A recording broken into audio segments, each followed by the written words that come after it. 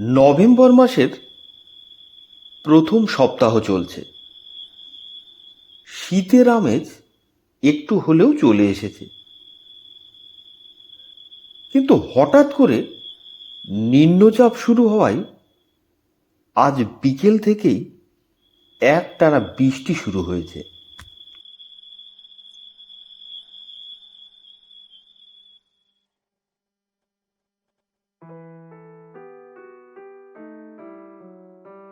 ওহ, এই বৃষ্টিতে যদি একটু ডালের বড়া বানাতে, খেতে কিন্তু বেশ লাগতো।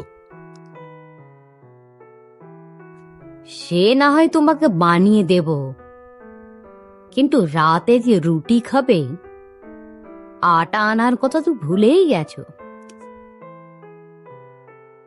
ওহ, একদম ভুলে গেছি। বিকালে তুমি একবার বলেছিলে বটে। ঠিক আছে, বৃষ্টিটা একটু ধরে এলেই বেরোচ্ছি।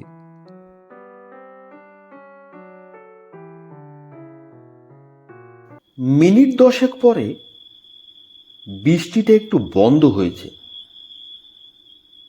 রাস্তার চারিদিকে প্যাচপ্যাচে কাদা। শ্যামল অন্ধকারের মধ্যেই চলল মুদি দোকানের দিকে। তালতলার কাছে পৌঁছানোর পরেই হঠাৎ করে আবার বৃষ্টি শুরু হয়ে গেল।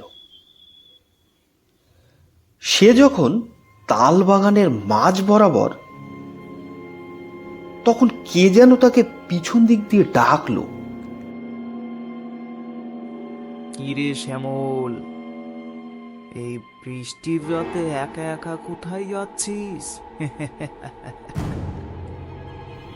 শ্যামল থমকে দাঁড়ালো, পিছন ঘুরে চারিদিকে তাকালো, কিন্তু কোথাও কোনো মানুষের অস্তিত্ব দেখা যাচ্ছে না। শ্যামল এবার কিছুটা ভয় পেয়ে গেল। সে ভয়ে ভয়ে বলে উঠল, দেখতে, কে ওখানে? কে তুমি? কিন্তু শ্যামল তার কথার কোনো জবাব পেল না। হঠাৎ একটা ছায়ামূর্তি তার সামনে দিয়ে দ্রুত বেগে চলে গেল।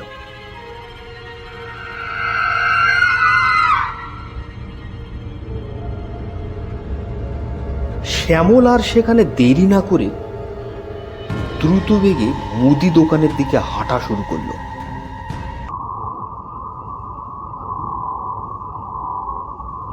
কিছুটা এগিয়ে গিয়ে শ্যামল যখন মোড়ের মাথায় তাদের আড্ডা মারার মাচাটার কাছে পৌঁছালো,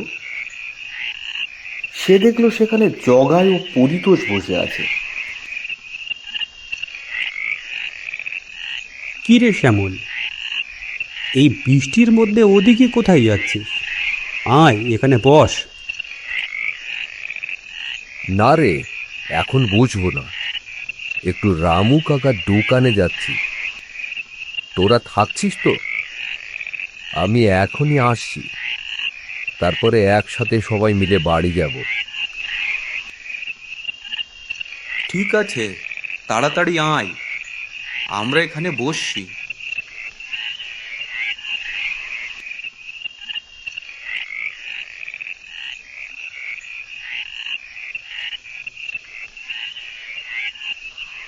রামু কাকা, আমাকে 1 কেজি আটা ও 250 বেসন দাও তো। দোকান থেকে জিনিসপত্র কেনার পর শ্যামল কোথাও দেরি না করে তাড়াতাড়ি বাড়ির দিকে হাঁটা শুরু করলো। যখন মোড়ের মাথায় মাচাটার কাছে পৌঁছালো, শ্যামল দেখলো সেখানে কেউ নেই। যা বাবা, আমাকে না নিয়েই ওরা চলে গেল। এত করে বললাম একটু দাঁড়াতে। তালতলার কাছ দিয়ে একা একা যাওয়ার কথা ভেবেই তার গা শিউরে উঠল। কয়েকদিন আগে গ্রামের হরেন খুড়োকে ঘাড় মচকানো অবস্থায় ওই তালতলায় পাওয়া যায়।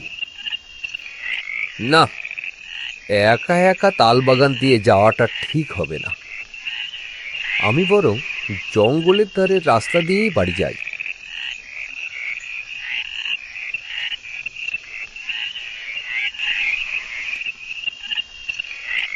এরপর শ্যামল তালতলার রাস্তা দিয়ে না গিয়ে জঙ্গলের পাশ দিয়ে বাড়ির পথে হাঁটতে লাগলো। এদিকে আবহাওয়া আরো খারাপ হওয়া শুরু করেছে।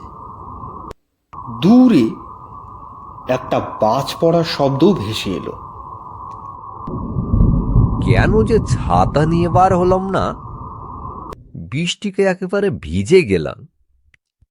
শ্যামল রাস্তা দিয়ে হাঁটতে হাঁটতে হঠাৎ থমকে দাঁড়ালো। সে দেখল কে যেন রাস্তার মাঝে পেছন ঘুরে দাঁড়িয়ে আছে।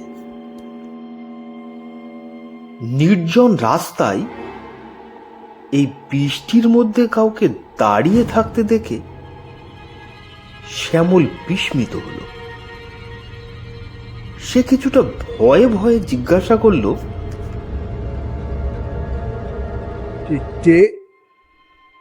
কে ওখানে?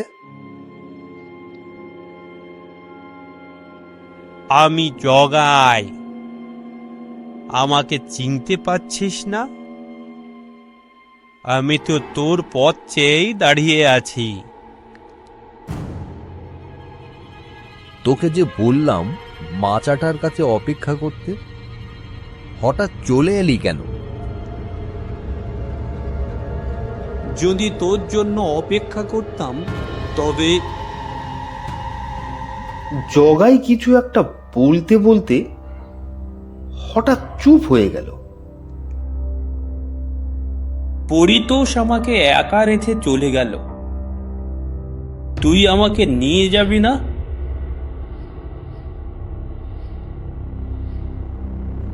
জগাইয়ের কথার মাথা মুন্ডু শ্যামল বুঝতে পারল না।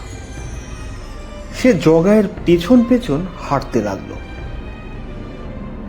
কিছুটা এগিয়ে গিয়ে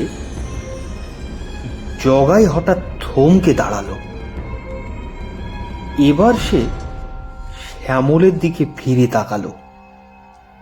জগাইয়ের সেই চেহারা দেখে শ্যামলের সারা শরীর বৃষ্টির মধ্যেই ঘামতে শুরু করেছে। এক অন্তঃশ্বাসশূন্য সেই দেহ, যে দেহে কোনো রক্ত মাংসের অস্তিত্ব নেই। পরিতোষ আমাকে ফেলে রেখে চলে গেল। তুই আমাকে নিয়ে যাবি না? হঠাৎ শ্যামলের লক্ষ্য পড়ল তার বাম পাশে ঝোপের ধারে পড়ে আছে জগাইয়ের নিথর দেহ। এতক্ষণে শ্যামল বুঝতে পারল যে কিছুক্ষণ আগে বজ্রপাতে জগাইয়ের মৃত্যু হয়েছে। ভয়ে বিস্ময়ে শ্যামল সেখান থেকে দৌড়ানো শুরু করলো গ্রামের দিকে।